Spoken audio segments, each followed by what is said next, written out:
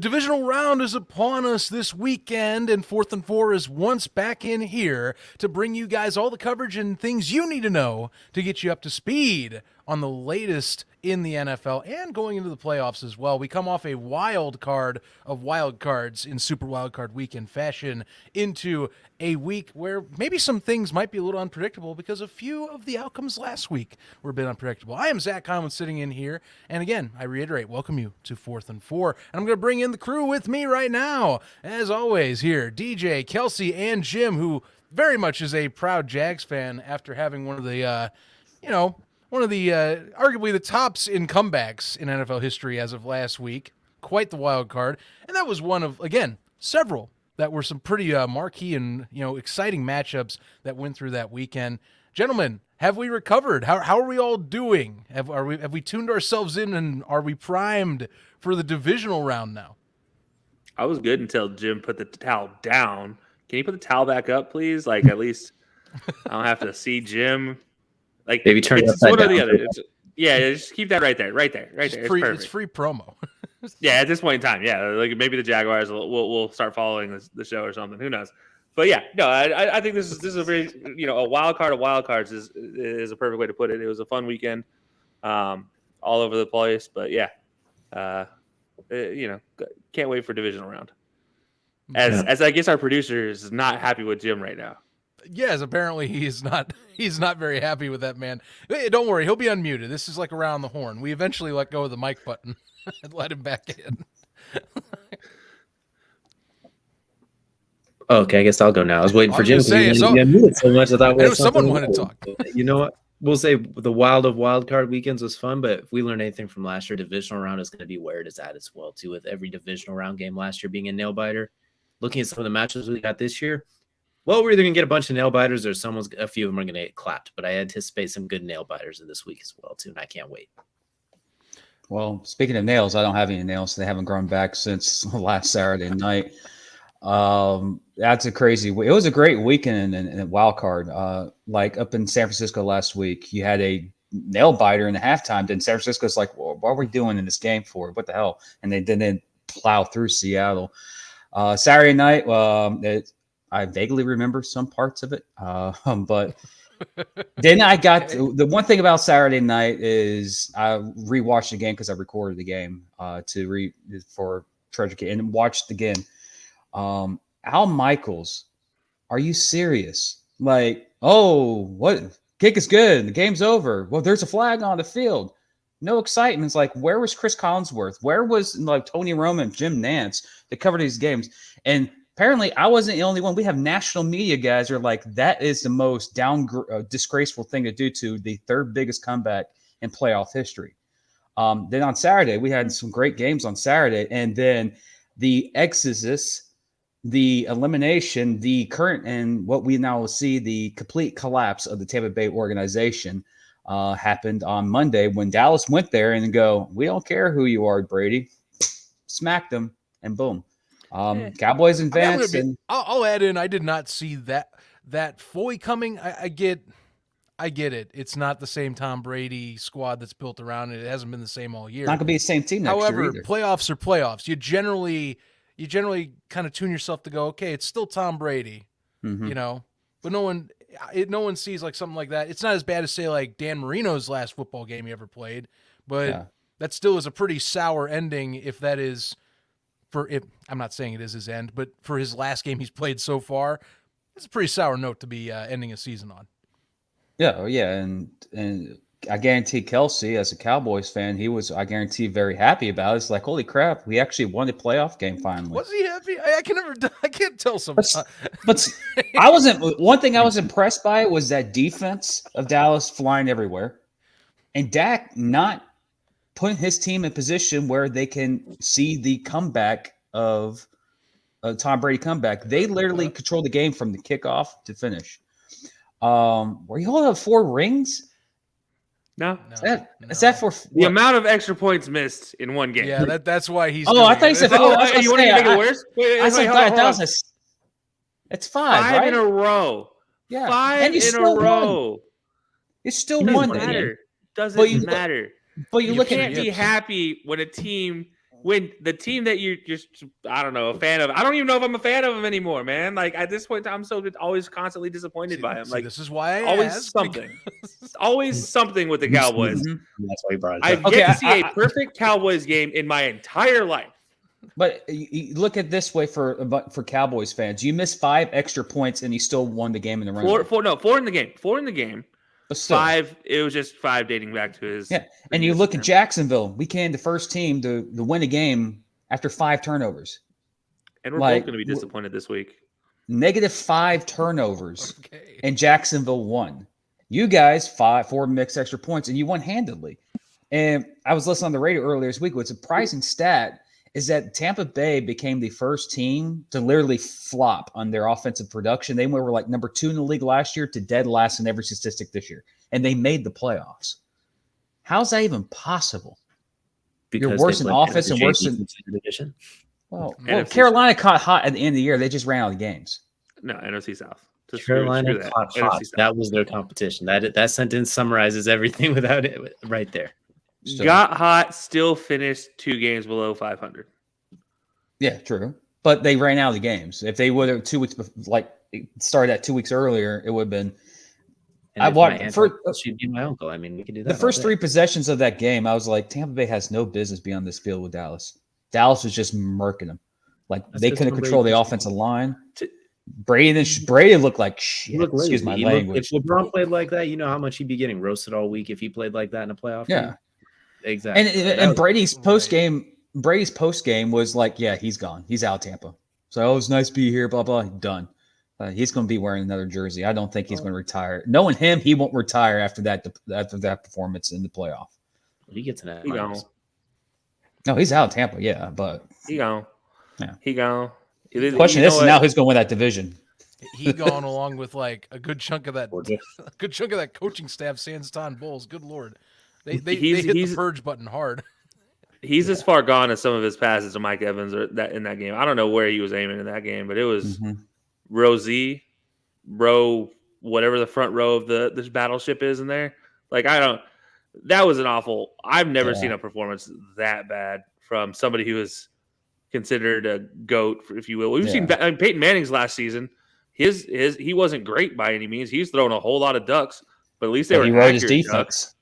Like but he was accurate with his ducks. Like Tom Brady is sitting here throwing lasers that are just 7-8 yards wide, 6 yards short. Like never seen anything like that before. No. Wow. No, that was quite the performance in terms of just kind of generalizing. Wow, you throw 50 plus passes and you barely get over the 300-yard mark by the end of the game. Talk about at least the efficiency angle being quite worrisome. Look, I don't know where Tom Brady goes at this point. All I know is I'm with you guys. The Tampa Bay era has ended. I think Bruce Arians was more the driving force for him to stay there. Now the contract's out. You're looking for someone I think that's a little more veteran for him. That's I think a little more can guide the ship in all the other angles and knows what they're doing in terms of overall roster building. So that he maybe gets one more shot at tacking on another trophy. Otherwise, I mean, is what it is. I mean, Tampa looks like either they're going to retool hard as hell or they might be going into some doldrums here, kind of like a team that did, much like the Rams, made a legitimate run, and now we're on the downslide from going, oh, geez, we geared up for that one run. They're in salary cap. Now we need to pay the price. Yeah, they're like the Rams. They're in salary cap issues. A lot of those players are going to be going. So, a few free agent decisions at least to make. The offseason is going to be unique. It's like every NFL season. So massive trade happens. Someone gives up their whole decade of picks for a washout quarterback, and certain things happen. And another team that's supposed to finish 10-7 is what the Broncos are projected by most people. Yeah. Another team like that is going to finish 3-10 or 3. I have no sympathy for a fan base that still is pity about 96. So okay, really, Jim, you're going to talk about fan bases that are unhappy about a year or anything? No, I've suffered for many years too. So it's I'm on top right now, so I got to enjoy it. May not last long, but I got to enjoy it while I'm here right now. I find this is a good time as any to bring up a nice conversation about this week's many moves in the league. As you know, coaches, of course, Black Monday happened, of course, last week. You had a few other pieces move around. This week, in terms of coordinators, actually a lot of guys moving on this week. We can put some names: Greg Roman, Byron Leftwich, as we were hinting at, of course, with the Bucks. A lot of assistants going with those guys too. Ed Donatel, who was with the Vikings as their defensive coordinator, he was rumored to be maybe going. He is now gone as well. The Dolphins had quite a defensive purge on their staff with Josh Boyer and his company also going out as well. Joe Lombardi, offensive coordinator for the Chargers, who did get lambasted quite a bit for his end of game play calling against the Jags. Part of the reason you could argue why Jacksonville got back in the first place, besides good QB play, I have to say Lombardi also did not make some choices too. But come on, you got to give. I see you. 4 shaking. interceptions and a fumble. But look at how he performed second half. You got to give some credit for being sticking it started with with Lombardi actually calls a good game. That doesn't happen. I'm sorry. Lombardi actually runs the ball with Austin Eckler occasionally, once every 3 downs. That doesn't happen. Period. Period. That doesn't even come close. Still to gives happen. up 31. You know. Yeah, I mean they could give up 31, but you're not gonna if you're the Chargers, you're not gonna stall out forever. That's just you don't have a guy like Austin Eckler in the backfield and then just ignore him. You didn't even drop off any dump off passes. You didn't schedule anything that you normally do to a running back who led the league in receptions as a running back. By the way, set the record for receptions as a running back, set the record for scoring as a scoring this year. He has been doing so many things for this offense, and he was just ignored, just left out in the cold. Whatever cold was in Jacksonville, he was in the river or whatever. I don't even know. Whatever Lombardi's game plan was, it was awful once he got a lead. So is he one of the least surprising firings for you? Top 5, definitely one of the least surprising. Okay. One of the Miami firing got me because that defense of Miami kept them in that freaking game this weekend, and basically kept Miami in the playoff contention. And you don't fire him in the ball on a nice golden platter. Well, the head coach needs to learn how to get a play call in. And I'm not arguing that. I'm saying Josh Allen helped them more than the defense helped them. Oh, yeah. That's a Josh Allen donation to the Miami charity. Yeah, Josh Allen and Patrick Mahomes are the same quarterbacks. They're going to give you that 45-yard bomb that ends up being picked off. As you can say, it's like a punt. Josh Allen does that a lot. They actually talked about that against Miami. He's he always does this at least one game. He just trucks it up there, and hopefully Stephon makes a play, and he gets an interception. They mentioned Patrick Mahomes in that same sentiment too. So, but why is Miami firing a defensive coordinator? Their defense kept them in the playoff contention after Tua went down and after Bridgewater went down. So you're going to fire the defensive guy for doing his job? If Miami doesn't have any defense, last week's game would have been plus 40. And that defense showed up. The head coach. Oh yeah, true point. But he's also the play coach is also the OC. He's you know what? It's not my fault. It's your fault. Well, we held the offense to what was it? 24 points. They held the Bills. Was it 24-17 the final? No, it was 34-31. 34-31. I mean, 24-17. It was one of the closer ones. Now, credit, Buffalo was up 10 midway. Yeah, I got the wrong school. So they did have a 2-possession buffer. However, and then Josh closer Allen on paper and in some competitive ways than people I think expected for that contest, to be honest. Same in the Cincinnati game. What a touchdown for Miami. I will say this about the Miami thing. How many times did we watch Miami's defense give up a deep bomb this season? Not just against Buffalo in this playoff series, but it was every week. They were giving up something over the top. And you can't have Xavier and Howard, obviously Byron Jones being injured this year. A little bit different story. But Javon Holland, you can't have all these guys and then watch the ball fly over their heads constantly. That's not going to work for anybody. I mean, keep in mind, my Chicago Bears scored 30 points on the Miami Dolphins and probably could have won a game if it wasn't for a few bad calls. And I remember Mac Jones also went off on Miami's defense earlier in the season, and he doesn't go off on anybody. Well, that's the Vikings. But that was which actually speaks to the Vikings also firing Ed Donatel. So hilarious how that works out. That was inevitable. After they lost to the Giants, that was inevitable. You know that was happening. Someone's being canned. Yeah. I'd honestly say Donatello and Lombardi being the two firings, like least surprising firings out of everybody. I maybe also add in Matt LaFleur's little brother from the Jets, Mike LaFleur. Yeah, I think that's another firing that's like, oh well, okay, no surprise to anybody. And then I guess you guarantee throw the little Browns brother's doing the DC job in there there. as the other least surprising.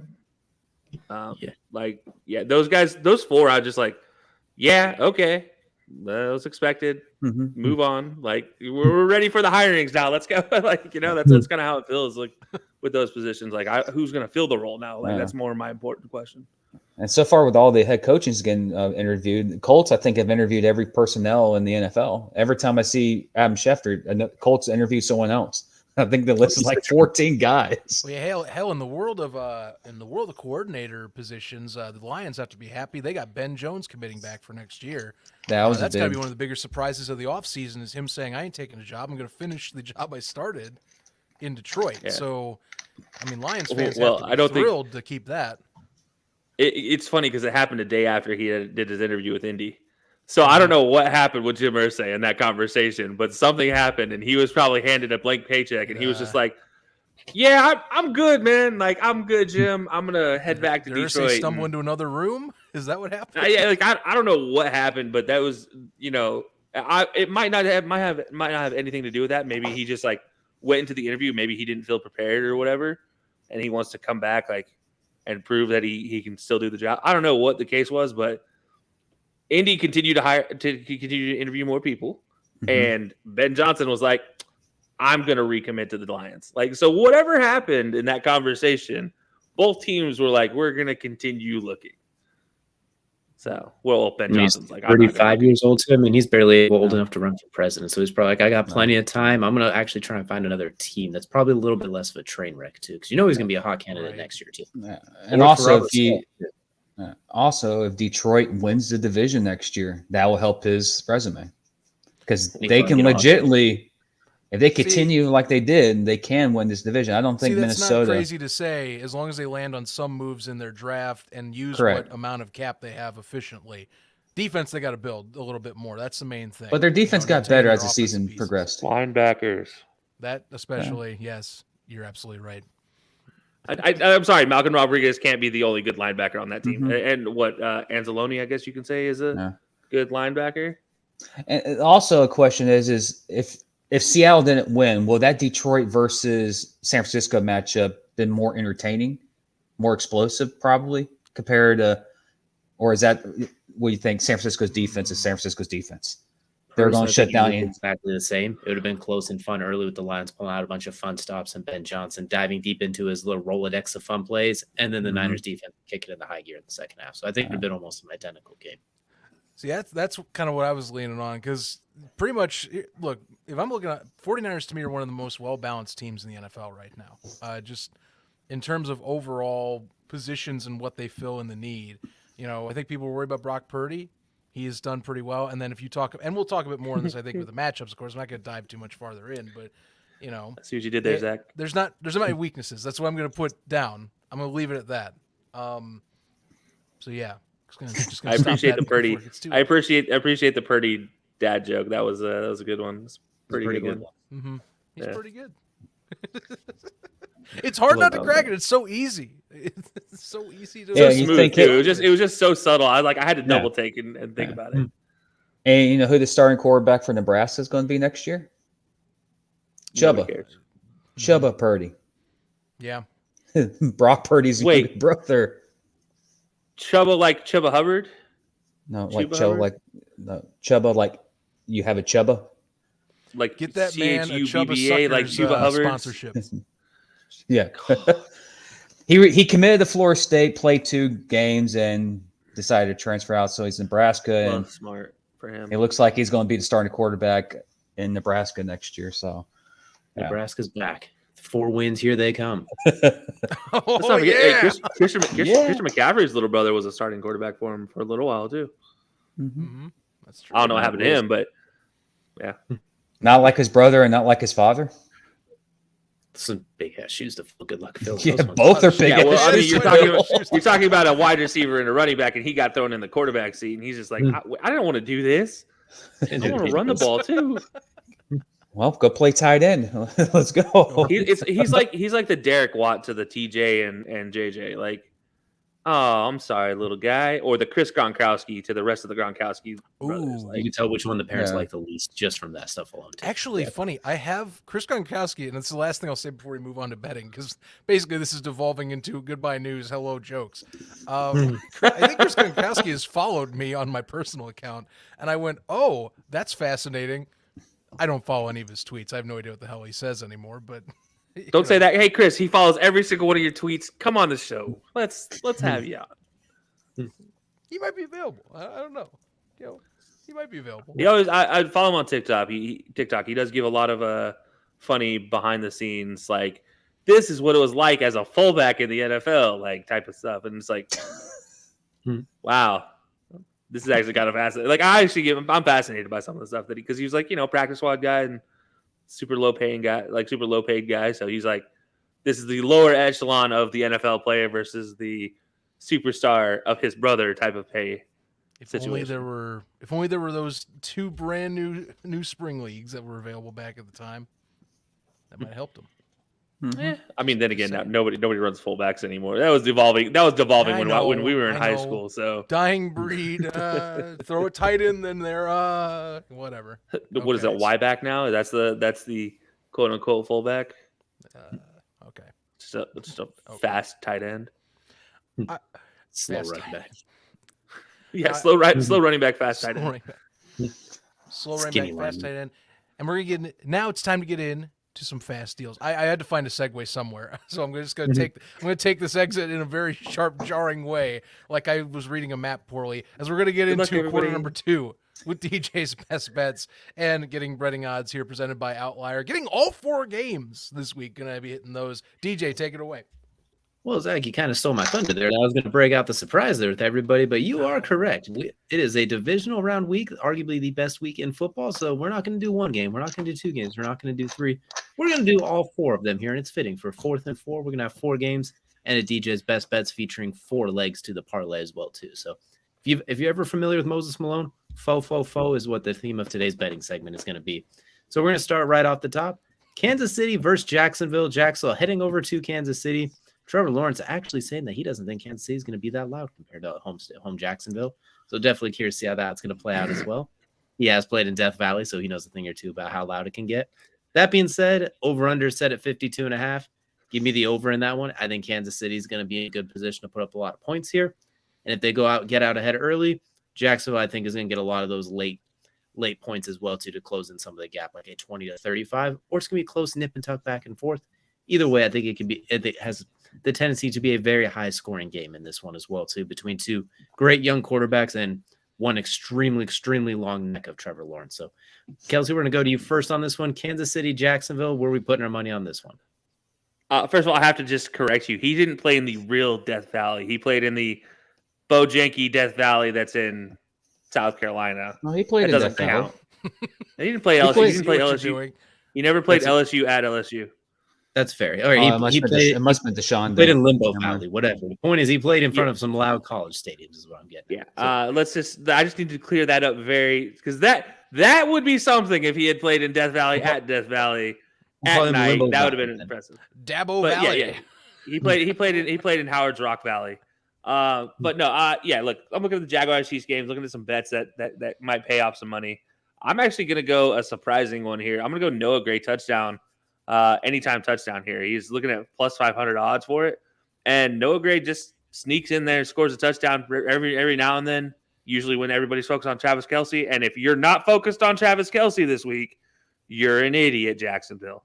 So let's just be very honest about that. Noah Gray has an opportunity to sneak in there. And who knows what they're going to come up with in the red zone for Kansas City. And Noah Gray seems to be the guy that's like a beneficiary of these, along with Kadarius Toney. So I'm going to go with Noah Gray getting anytime touchdown. And anyone who has a Travis Kelce anytime touchdown is going to be real sick of seeing Gray down there take the touchdown because you're like, yes, Travis, because that's not Travis Kelce, son of a gun. They'd always get your hopes up every time as well. So, Jim, we'll go to you next. Kansas City, Jacksonville. You get 1 bet on this game. Which one are you taking? Taking the Jaguars and the points. I think this is going to be a nail biter. I'll say who I think, but I'm taking Jaguars and the points. I think this is going to be one Very underrated, the best game this weekend. All right, covering the 8.5-point spread as well, too. We have the makings of a shootout. Zach, we're going to go to you to round out Kansas City, Jacksonville. Where are we throwing the money? I got two bets, but one of them's not on paper here, so you don't got to worry about me stealing one from anybody. The real one that you could put on your slip is going to be Travis Etienne's carries. I'm putting him at 20+ attempts for plus 230 on BetMGM. I know it's a bit of a risk, but I think that's possible if they want to stay with the balanced attack. And I think it depends on the game flow, which I am high on the game flow, being that it's going to be a close one to get those attempts. So I'm going with plus 20 attempts. The one that you won't find on paper is the one about Trevor Lawrence. Yes, I am picking the over in terms of how loud it's going to be over in Kansas City. I greatly expect it to be louder than he thinks it will be. So no unders here. We're going with the overs on both gentlemen.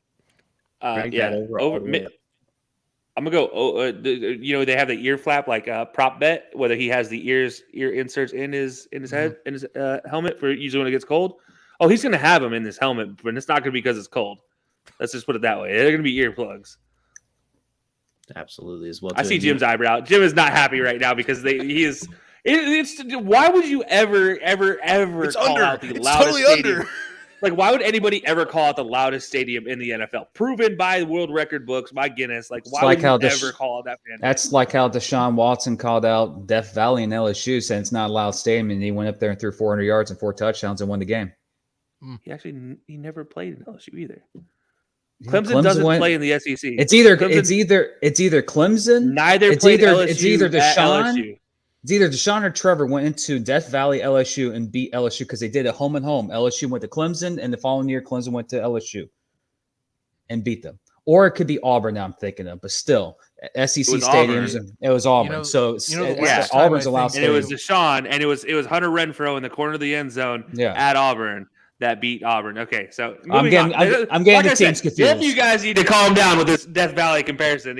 Literally neither one has ever stepped foot in Death Valley. The guy has played in loud stadiums. He's been to Jordan Hare is nothing. No, Jordan Hare is nothing like Death Valley. Well, I'm sorry.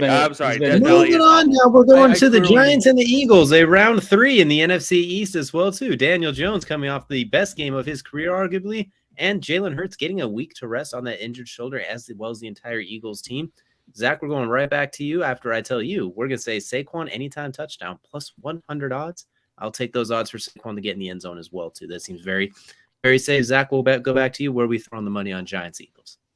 I think you can make some good money on the 300+ yards bet, but for Jalen Hurts, plus 310 on BetMGM. I think that's pretty solid. Eagles have been able to put up numbers against the Giants this season. I think that is a solid one you can ride on here, even if you're thinking that maybe the Giants get, divisional matchups might be a little rougher with the East. But I think Hurts will be bringing the Hurts to the Giants this week. Going to give them a nice Hurts donut is what it sounds like as well, too, considering he put up 4 touchdowns in the first half when they played the first time when starters actually played. So that is definitely something to keep an eye out for as well, too. Jim, Giants, Eagles, where we go? Well, I was going to do the first possession for the Giants, but I think that's already guaranteed for a touchdown. But I'm going to do my bet on the first possession for the Philadelphia Eagles. They start getting stressed in Philly while Philly gets a turnover on their first drive, plus 600. All right, so turning the ball over early and often, it sounds like. Kelsey, we'll round it out with you. Giants, Eagles, 2 of your favorite teams. Oh, that's so it's lovely to talk about. So I'm going to go with one of my favorite players as well from this, and go Devontae Smith with anytime touchdown. Look again, they're going to be focused on AJ Brown, Devontae Smith, a precision route runner. And I'm sorry, the Giants. You got to pick one to cover. It's Dory Jackson can't cover both of them. So what are we going to see here? I figured Devontae gets that opportunity. If I remember correctly, too, he had 2 tutties in the aforementioned game back in December as well, too, when they actually played their starters throughout the game as well, too. So definitely something to keep an eye out for. Next, we're going to go to possibly the mecca of the weekend, too, as the Bills take on the Bengals. Expected to be one of the better games we've seen in a very long time. A surprising 5.5-point line in favor of the Bills. I'm ignoring all of that, though, for this bet. I would say Josh Allen throws an interception. At minus 152 odds, I feel pretty comfortable with that, considering this year, he has been a very, very high turnover quarterback. Still a great play. It's still Josh Allen. But, boy, is he going to give it back to you. And his interceptions have been a lot more catchable than they were the last couple of years as well, too. Maybe Brian Daboll just has the ability to make defensive backs drop it. I don't know how it is. Maybe he stares at them when they're about to catch it. I don't know. but for some reason he's been very high turnover. So Josh Allen interception, I feel pretty comfortable with at minus 152. Jim, we'll go to you first. Bills, Bengals, where are we going? I may be the one that will say this, but this game should be a neutral site game, not the championship. But in that case, there won't be a neutral site next week. I'm taking the Bengals straight up money line plus 196. All right, so we got the Bengals pulling off what some would call an upset, but I don't think anyone here is really calling it an upset. More of just good for you guys. You won any head-to-head game. So, Kelsey, speaking of which, the Bengals might be your favorite team, even more so than the Cowboys. Which Bengal are you betting on today, if it is a Bengal? Before I get to that, I do have to point out with Josh Allen. You mentioned he throws an interception and how many times he's thrown one. Interestingly enough, though, against a top 10 scoring defense, which the Bengals are, he has failed to throw an interception 5 of the last 6 games against a top 10 scoring defense. So that's a good stat. Very interesting right there. So anyways, going to this game, I'm actually not going with a Bengal for a bet. I'm going with the Bills. And I'm going Devin Singletary touchdown, anytime touchdown here, plus 154 odds. All the stuff that's going to be happening in this game, it's going to be one of those things you're going to be trying to get a run game going for one of these two teams who just despises the run game, it feels like. And Devin Singletary is going to, despite all odds, score a touchdown. So what happens when James Cook rushes in one of those touchdowns? You're going to lose your mind, probably. You know what? At this point in time, can I just say rushing touchdown for the Bills at any point in time? Sure, we'll take Josh a Kelsey doubleheader, bet $1 on each of the Bills running backs, get a rushing touchdown, one will hit. You'll get, one of them is going to be right. At this point in time, take Josh Allen in there too, and you're guaranteed one's right. All right, so we're spending a whole lot of money on this one. Zach, we'll let you round this one out. Bills, Bengals, where are we spending the money? Well, I'm spending the money in terms of I'm shaking hands with your bet for a same-game parlay if I'm doing it with the interception, because I'm taking my kicking bet is Evan McPherson hitting over 2.5 kicks for extra points in this game. I think one of those interceptions is going to lead to a touchdown in his favor, so looking for 3 extra points in that. I think that is possible. Sir, I shake your hand. I think we are signing on to a partnership right here. Let me get this straight for real, Zach. We have 2 of the best quarterbacks in the league, 2 of the best receivers, 2 of the best overall teams, and this is where you're spending your kicking bet. Yes. To be fair to Zach, the next game on the docket doesn't have is literally 1 kicker on the docket that you can choose from because you don't trust the other one at all. Oh no, I fully invest in this game being my kicking bet. I love every bit of it. Next, we're going to go to one of the most traditional rivalries since, well, most of us have been alive for the most part. Granted, it's been a very long time since it's been a true rivalry in the playoffs. Cowboys versus the 49ers. This one, I'm keeping it really simple. CMC 60-plus yards rushing as an alternate rushing line.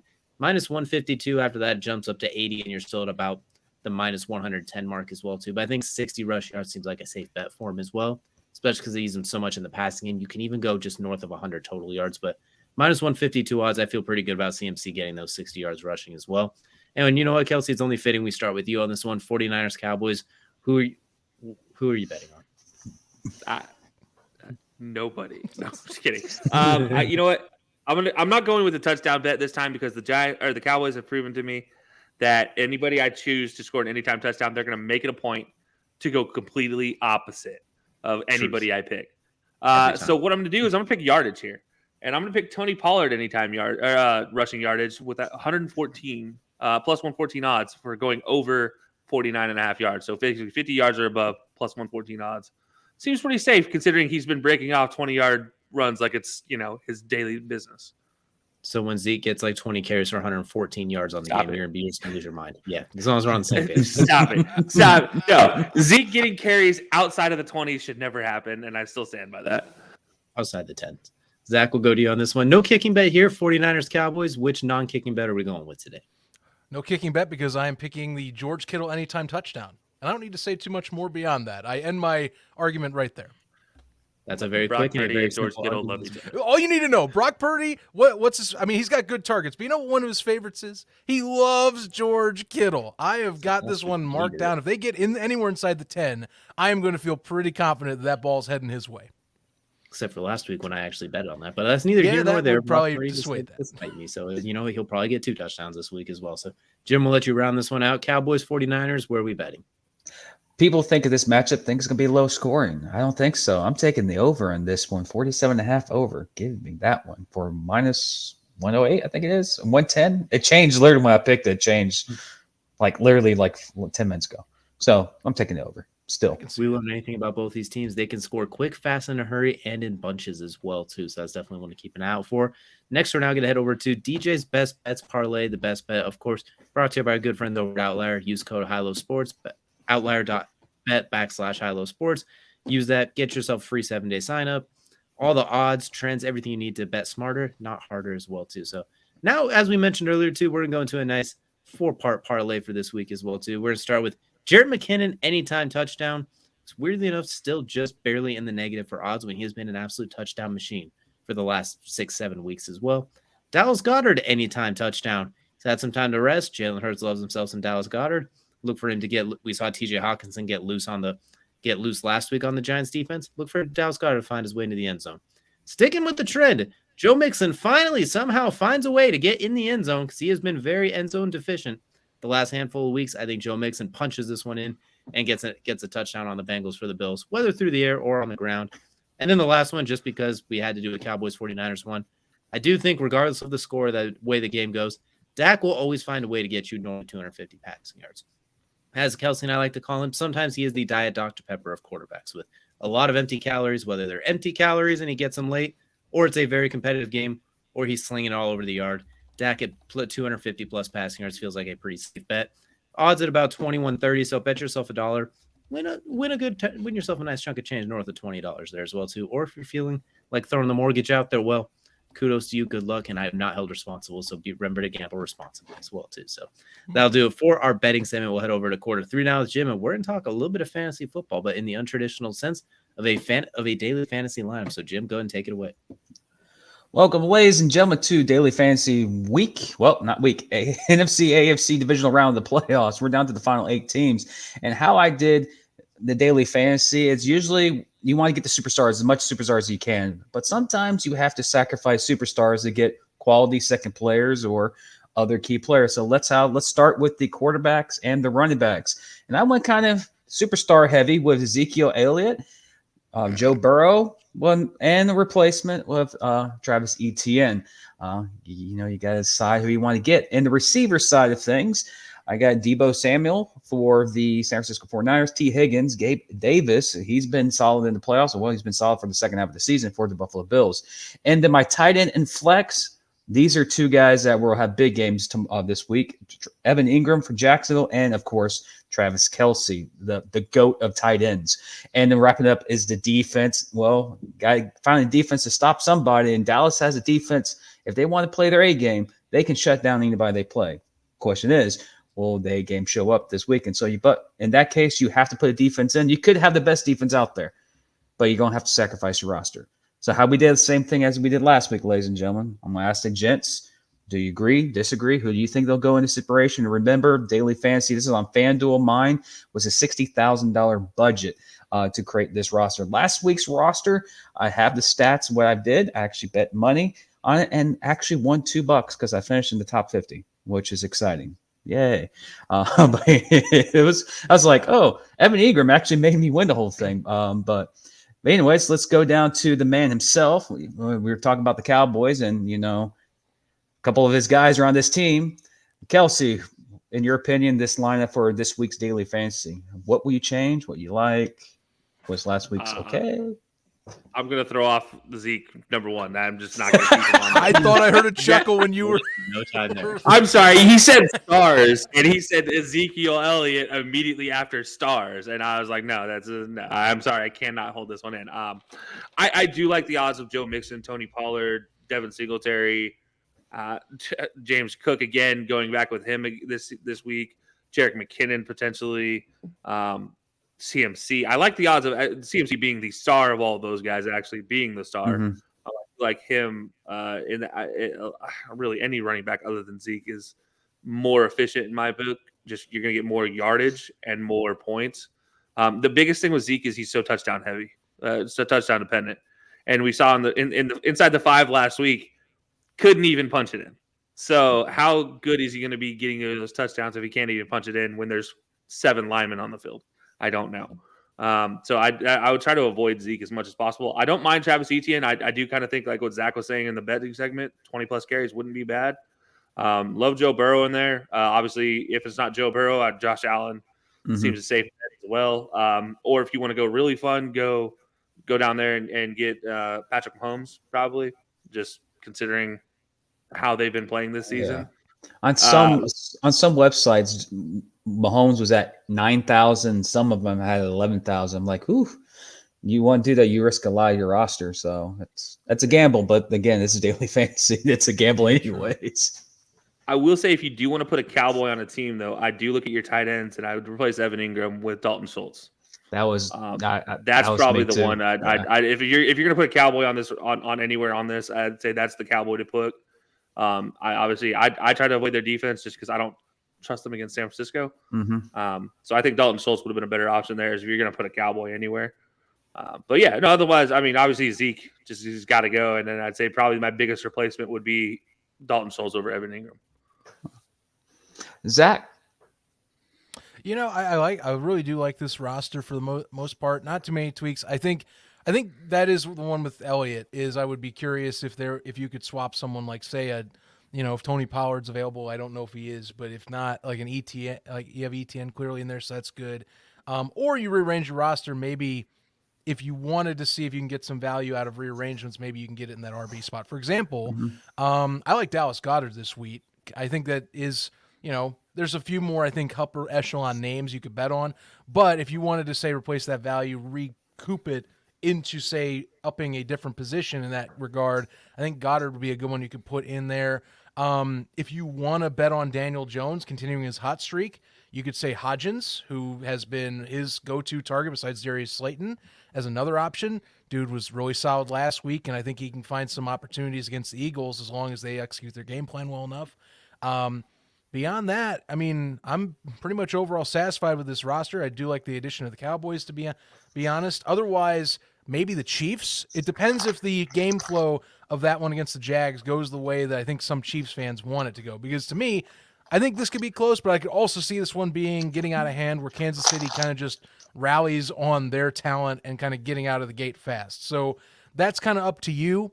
But other than that, otherwise, I think value's pretty maxed out there. I like the options, and for the playoffs, it's a pretty good mix of, I think, high-end players coupled with guys that might get some extra opportunities.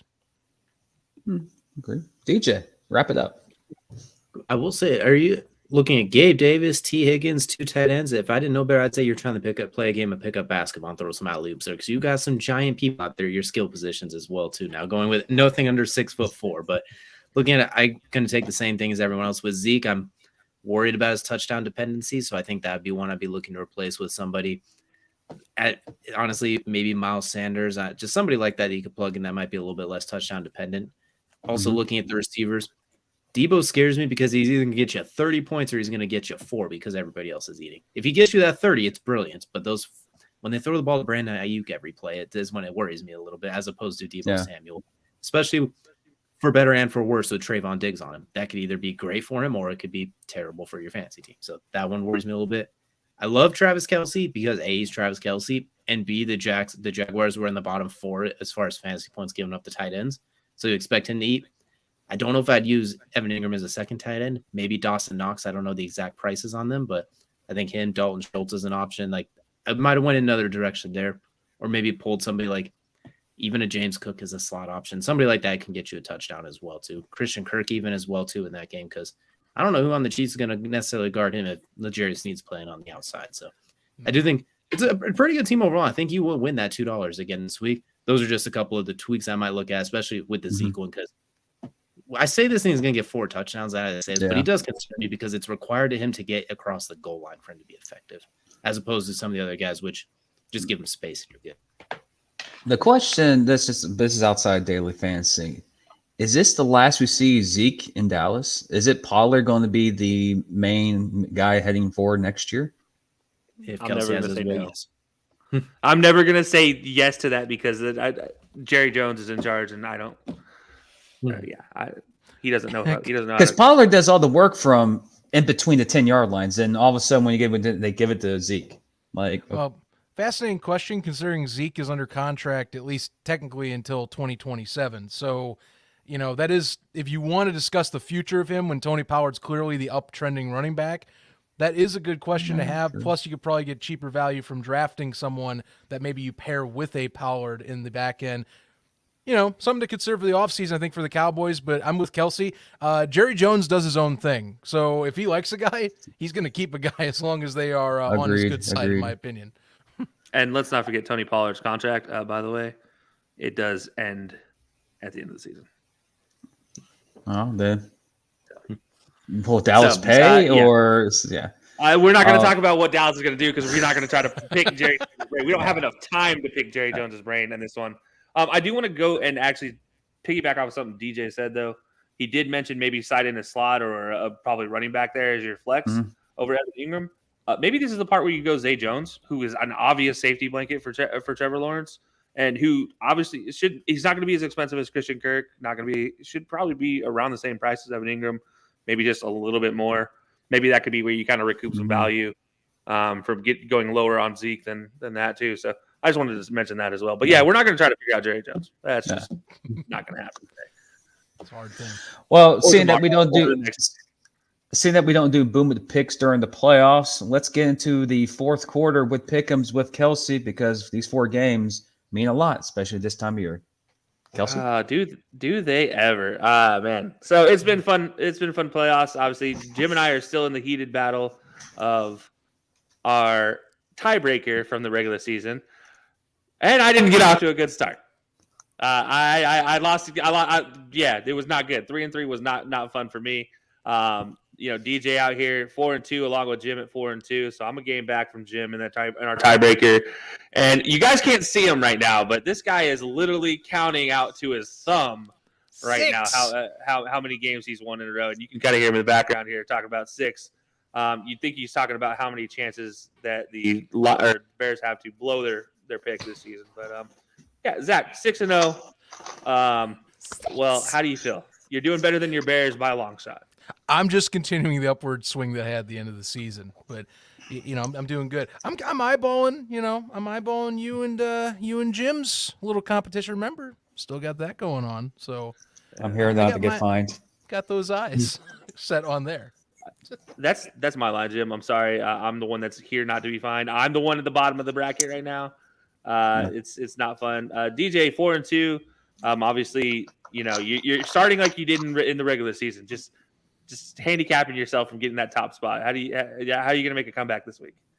I don't need to make a comeback. I'm sad I just can't get last. And you know what? I will watch you two fight third as well too. And you know what? Me and Zach play a little bit too similar there. If we pick like 1 or 2 games differently, you miss those ones, it's hard to get back because we pick too damn similar every week. So I'm just curious to see how you two, since you guys got a little bit of differentiation this week as well too.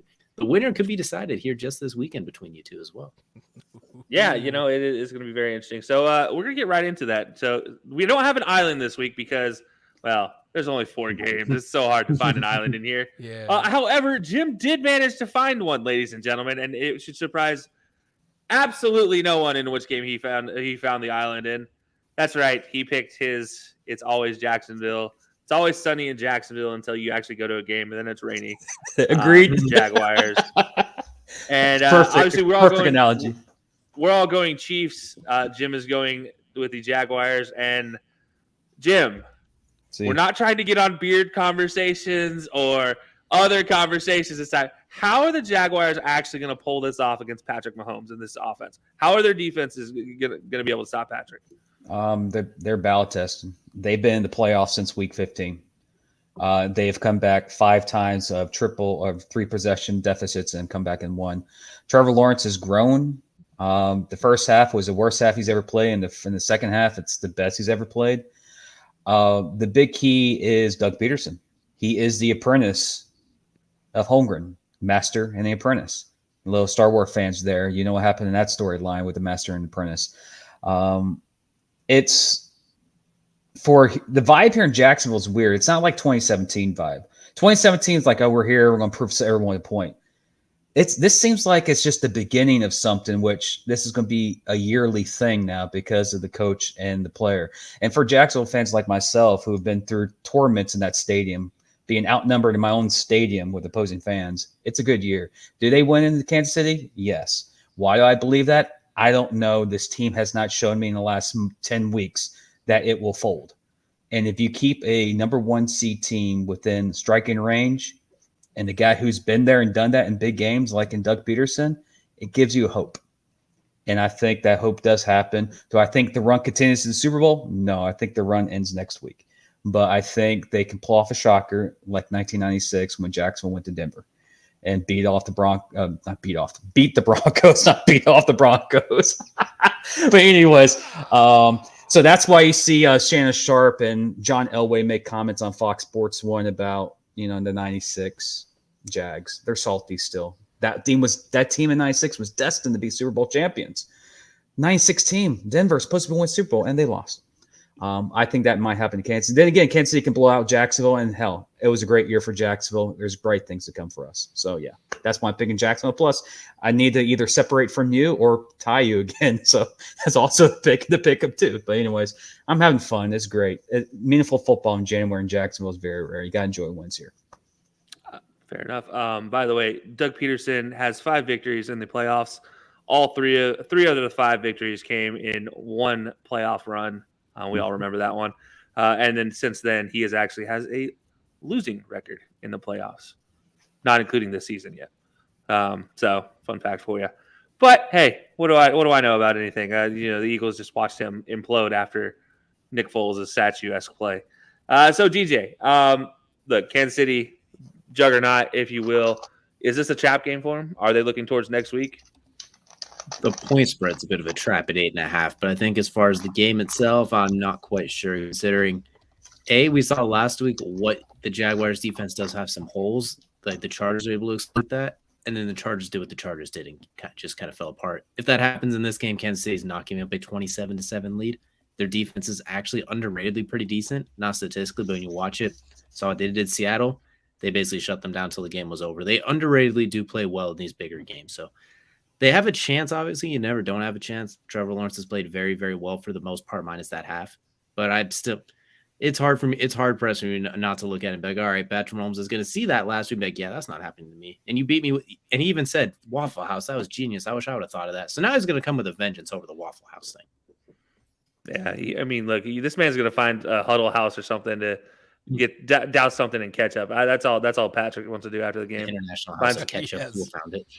Yeah, he was supposed to boil ketchup and then add something to it. I don't know what you're going to add to it, but find something to it. Zach, who's going to be your player of this game? It could be a Jag, could be a Chief. Obviously, you pick the Chiefs. But which way are you going for player of the game? Who's going to be the one that makes the most impact? Honestly, to me, I think it's going to come down to really just anyone that you throw to in terms of being on the Kansas City side. So I'm going to go with like either Marquez Valdez-Scantling or Kadarius Toney, if I'm going to be honest with you. Someone away from Travis Kelce, because I think the Jaguars, look, Patrick Mahomes is going to be able to do what he wants for the most part, but it becomes down to the limiting of, all right, we look at Travis Kelce's that number 1 target who's just been he's gotten even better this past year. So who's going to be that person that steps up? Anyone and everybody in Kansas City has been able to make some sort of impact during the year. I'm picking one of those two. It's just basically any secondary type of receiver, in my honest opinion. And then if I'm looking at the defensive side, I think Chris Jones is who I'm also looking at, just making an impact, slowing down the Jacksonville Jaguars. If they can't get to a fast start, I don't see Jacksonville doing another comeback in this regard. That's the only thing. Joe Lombardi's offense, like we were talking, being the scapegoat last week, I don't think you get another performance like that out of Andy Reid's unit, because it's just that well functionally run and executes their plays that often. Well, any given Sunday is the only reason I think that the Jags win. I look at the Colts. They stole one win against Kansas City early in the year. You need to get them on a bad day, or you need to smack them in the mouth early and get them off their game right away. That's if fair. Trayvon Walker plays like a number 1 overall pick, I think they have a better chance. Oh, please, God, let that happen. God. He's got to wreak havoc. He has to wreak havoc. Yeah, he does. Yeah, I agree with that, I think you guys are exactly right. And look, I do want to harken back. You mentioned the Colts obviously stealing one from the Chiefs earlier this season. Let's not forget this Chiefs and Jaguars team did play earlier this season in a 27-17 finish, by the way, in Kansas City. And I'm actually going to look at a guy that got injured in that game, Juju Smith-Schuster, as my player of the game. He has a little bit of a revenge here coming against Andre Sisco.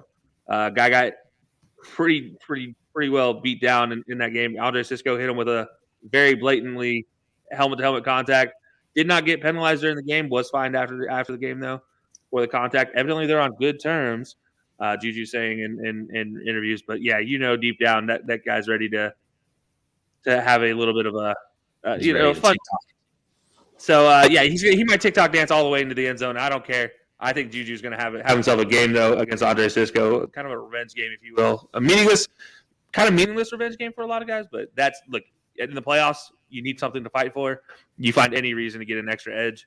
This could be the reason we see Juju Smith-Schuster look like Juju of old. So I'm going to go. That's why I have them going ahead. But we're going to move on. We're going to move on to a game we have a clean sweep of here, and that's the Saturday night capper. Eagles-Giants. We're all going Eagles. I don't think we really need to talk about this one. Just somebody surprise me and tell me why the Giants could pull this one off. Frosty Fields goes ballistic. All right. That's the only chance. Daniel Jones saves the day. All right. That seems to be Eagles-Giants rivalry, history. That's it. I mean, we all picked the Eagles pretty comfortably. So it's a wild card Giants team. That just seems like a spell for a run. Got to be honest with you. That's that's a good point. No shit, Zach. Them in the wild card, they do love that upset situation. So hey, maybe we see an upset from Daniel Jones' squad. It would be surprising to say the least. The key for the Giants is getting on them early. Jump on Philly early, seeing that they're off of a bye week. If you don't jump on them early and let Philly work through their rust, Philly can handle business and get ready for San Fran or Dallas. And really, this is a 3-week bye week for most of the Eagles. Jalen and squad didn't play that last week, and so they've been off as well. So it's going to be very interesting to see that one. And then we're going to move to Sunday morning's game. We actually split on this one, and that is the game of the weekend by a lot of people's standards. The Bills versus the Bengals. DJ and I going Bills. Zach and Jim going Bengals here. We have a chance to really kind of make and break our playoff pick'ems here. DJ, Bengals, why? Well, I wasn't comfortable picking the Bengals because the offensive line concerns kind of worry me a little bit. So that's kind of why I went with the Bills on that one. For the Bills, they both concern me because they both really look kind of crappy last week against teams they should have won by triple digits. They both looked a little bit shaky. So I'm going with the Bills because I think defensively they just have a couple more playmakers, even without Von Miller. And I think offensively too, the Bengals weirdly can't run the ball. Like it's weird. Like considering they have better running backs, they weirdly cannot run the ball where the Bills can slightly run it just a little bit better in recent weeks. So giving the Bills by a slight edge, just by a very, very slight edge. I realize now I asked you Bengals why and not Bills why. I don't know why I asked you that. So I'm sorry. I'm sorry for throwing that curveball at you. But Zach, the Bengals, why? Yeah, this was a tough one. Just like DJ, I kind of debated on this. I actually originally put Bills, but then I flipped back, and this will key back into the betting segment about this little nod and how I was shaking hands with DJ. My fear comes down to turnovers. Now, Josh Allen has been sporadic with some turnovers this year. My worry is, do you make a mistake against a team that can play to your level, and this is where you fall down? This has been the question to me, I think, with this type of play. Yes, the Bills, they are talented to get by teams like the Dolphins or anything, and most of the playoff teams that are below them because they have that talent to overcome turnovers. But can you get past the Bengals, who to me can play up and are one of the tops in the AFC, guys that can take out the Kansas City Chiefs? That's what concerns me. So if you have any turnovers, which I fear that Josh will have at least one pick, it's been a trend, I think the Bengals take advantage, and I think they have the offensive firepower to kind of, as much as there is a pass rush concern, hold down and put the Bills secondary at bay with T. Higgins and Jamar Chase and company being out there. That's why I've got the X factor. If Josh Allen plays clean, maybe this can easily flip back the other way, but I just had to that's my only one I picked the Bengals on, was I think the turnovers are going to be a crucial factor in who walks away from this. Yeah, fun fact about Joe Burrow, by the way. We've talked a lot about Josh Allen's picks. Mm-hmm. Joe Burrow, after a victory, thrown an interception in the next game that's on the road 10 out of the last 11 times. So this is a game after a victory on the road. Will he throw an interception? You talk about picks. Jim, I just have to get your opinion on this one. Both offensive lines beat up to really the point where practice squad players are playing. Which offensive line are you looking at has the best chance to walk out of here with a victory? The Bengals. The reason why I think so, reason why I believe this is because I watched a average offensive line dominate Buffalo Bills' D line last week in Miami. And if you're telling me the Bengals aren't better than Miami's front five, You have a better quarterback. I just think the offensive line for Cincinnati is going to be good. And again, we were, with what happened with DeMar, that would have been one of the most exciting Monday Night Football games that we didn't get the chance to see because how it started. And I think Cincinnati goes into Buffalo and finishes what they started. And I think we'll have a rumble in the jungle between two cat teams next week. So it'd be pretty cool. It's pretty fun. I got a whole hope up there, man. I love this. Yeah. Hold out hope. It's still the giving season, I guess, in a lot of ways. Sure. While using that as our segue into this last game, the Niners versus the Cowboys, I have no hope. My hope has sailed out of the window in this one. I continue to just bet against the Cowboys because I look at it this way: if I continue to pick against the Cowboys and they prove me wrong, my fanship succeeds while my betting takes a small hit. But the Niners, on the other hand, do not look like a team that are ready to go quietly into the night. Look like they're about to really just, I don't know, talk about a team that feels like they're on a run, like the Giants potentially could do. The Niners feel that way for a lot of ways. Maybe the most dangerous team in the playoffs, not named the Eagles. What do you think, guys? This is a historic rivalry. Obviously we all picked the Niners. DJ, I'm going to start back with you here. If you have one player that's going to set the tone for the Cowboys to potentially make this a quote unquote upset, who is that person that you need to perform for the Cowboys? So the easy answer would be Micah Parsons just killing somebody right away. So I'm going to avoid that one because that's not even low hanging fruit. That's tripping your legs low hanging fruit. So I'll go a little bit out of the ordinary and I'll go with CeeDee Lamb on that one as well too. Maybe catching something over the middle and taking a big shot and pop it, but doing the little sniff of the finger thing that he does every time he gets a first down, or making a huge contested catch. Or he's weirdly, for a skinny guy, he likes to try and run through people and does a pretty decent job of it as well too. So I'm going to go with CeeDee Lamb just through the air, setting the tone a little bit because 49ers are the best team in the league against running backs. So I imagine Zeke and Pollard are going to have a rough day, which means Dak and that offensive line are going to A, have to avoid Nick Bosa, and B, get it done through the air where the secondary does have some holes. So I'm going to go with CeeDee Lamb to set the tone early, whether it's a touchdown, a big catch, big block, just big plays, which is what he's been accustomed to doing, especially this back half of the year. Fair enough. Jim, I'm going to ask you a kind of similar question, but you have a choice between Micah Parsons and Nick Bosa to go on the Jaguars right now and play for them. Who are you taking, and who do you think, and looking back at this game, who do you think is going to have the most impact between the two? Bosa? Parsons is a damn good player. I like both of them. Can I get both of them? So anyway, I can get them at no position. There's no being greedy. You only get one. It's not that type of giving season. Bosa, he set the tone last week against Seattle. Like early in the game, he wasn't getting to Geno Smith, and then when he got his first sack, it was like it came in droves after that. It was like Whoopi Goldberg sending out prizes. You get sacked. You get sacked. You get sacked. I wish Bosa is. There's so many people who can get the defensive MVP. He's one of many that deserve it, but he's the driving force of that defense. And San Francisco's defense is not without him. San Francisco's defense is missing a big blow. And with him, he's the reason I think why Dak won't get comfortable this weekend, because he's going to be in that backfield. And if you see last week, Tampa Bay's defensive line, they contained him. Defensive line got to Dak, but Dak was just getting the ball out fast. He needs to do that against San Fran because that defensive line is going to be sending a shot right by Dak. So, yeah, I like Nick Bosa. And I like Parsons, too. He's damn good, too. He had a hell of a game on Monday night against Tampa Bay.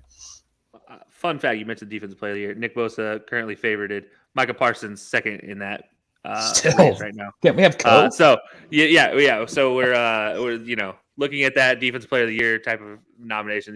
You're 1 and 2 there. Now, Zach, I'm going to flip it over to you. You have the success of a late round draft pick quarterback here in Dak Prescott, and then Mr. Irrelevant with all the success. This is the battle of the latest. Again, we talk about latest draft picks in the NFL as quarterbacks. This is the battle of the latest draft picks in the NFL at quarterback. Really, what do you see? Do you see Brock Purdy taking anything from Dak in this, or do you see Dak Prescott being finally able to kind of get over that hump and get the second win in the playoffs? Well, I mean, I think it comes down for Dak Prescott. Keep on riding the momentum he had last week, and just keep on with the positive play. I know he's been dinged a lot more for interceptions this season, but overall he has just if you look on both sides, it's kind of funny.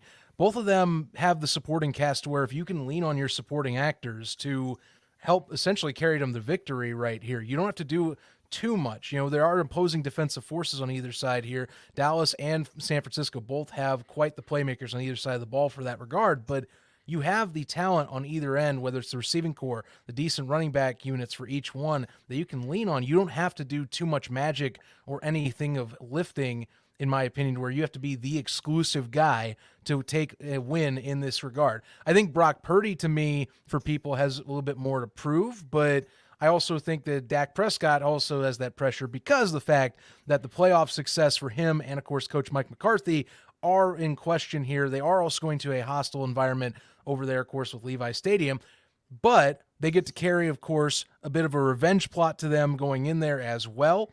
So that, to me, I think you ride that. You ride your momentum that you have being now that road warrior team that you can possibly be, and the fact that you have to realize, hey, any other division that they are in, they could possibly be pushing for a division championship in at least one other division this year. They're that good. It's just, can you play up to that good of a mentality that you have had all year? I will say, if I'm the Cowboys, by the way, Leighton Vander Esch to me is the key player in this whole regard for them to snag a victory because of the fact that the San Francisco 49ers have not only, of course, an excellent running core, so you have to get these guys down fast, not too many deep secondary runs for Christian McCaffrey, but also don't let guys that are good with yards after the catch burn you like a Deebo Samuel, a George Kittle, a Brandon Ayuk. Get them down and out quick and fast. Let your offense on the other side that's just as explosive take advantage of opportunities and get more possessions. If you win those battles, you can walk away with a win in Levi Stadium.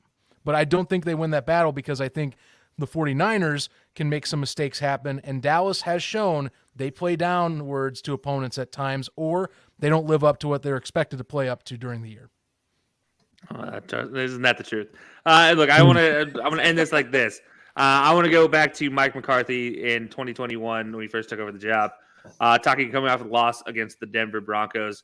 He said the next week is an RAW week, meaning it's a red ass week, and he then gave every single member of his team monkey butt spray, and he said, in other words, get mad, take this personally, and get on the field and take it out on, at the time it was the Falcons. Mm-hmm. This is going to be with their chance to take it out on the Niners. Look, Mike McCarthy has a long history of games against the Niners. We're not going to say wins or losses because he's pretty 50-50 against the Niners. Games. But you know what? The Cowboys also have a long history against the Niners. And it's definitely a raw week this week for the Cowboys. I think you got to come out here. If you're going to prove anything, you got to beat the toughest team in the playoffs. So we'll have to wait and see if the Cowboys can do that. Obviously, we all are picking the Niners, just to recap that. But we'll see if that happens out on Sunday. Who knows? Maybe we all get this one wrong again. My fanship would appreciate it. My picks, not so much. That does it for this week, guys. As always, we appreciate you tuning in. This has been the Divisional Round episode for 4th and 4. Stay tuned for next week as we get the championship round out of the way, as we'll be down to 4 teams next week. Can't wait to see you there. We appreciate you guys tuning in as always, and we'll see you guys next time.